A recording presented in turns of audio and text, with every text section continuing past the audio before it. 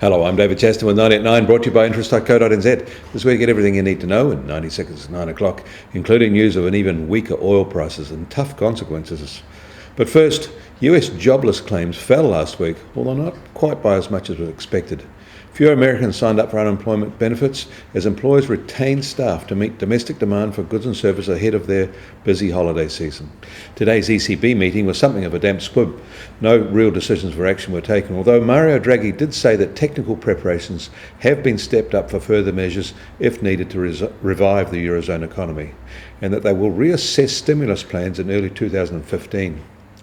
They're finding taking action hard, although they did cut growth forecasts for the region.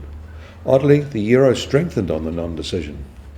In Russia, a defiant President Putin has warned Russians of hard times ahead and urged self-reliance in his annual State of the Nation address to Parliament.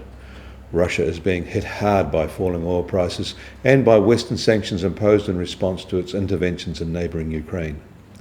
Back in New York, US Treasury 10-year bond yields were basically unchanged in trade earlier today, down marginally at 2.27%. The oil price is trading slightly lower today. The US oil price is now at $66 a barrel and the Brent price fell back a little to $69 a barrel. Oil market analysts are debating if oil will fall to $50 a barrel, but in North Dakota, prices are already there. If that price spreads, Russia, and Venezuela especially, will take even more pain. Russia's effectively imposed capital controls today. On the plus side of the price fall, China and other countries may use the opportunity to roll back or end subsidies and supports.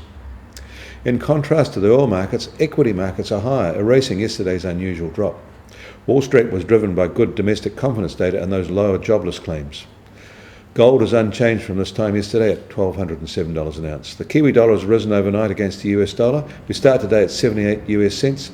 92.9 Aussie cents, its highest in almost 5 months, and the TWI is at 78.4. I'm David Chaston. That was 90 at 9, brought to you by interest.co.nz.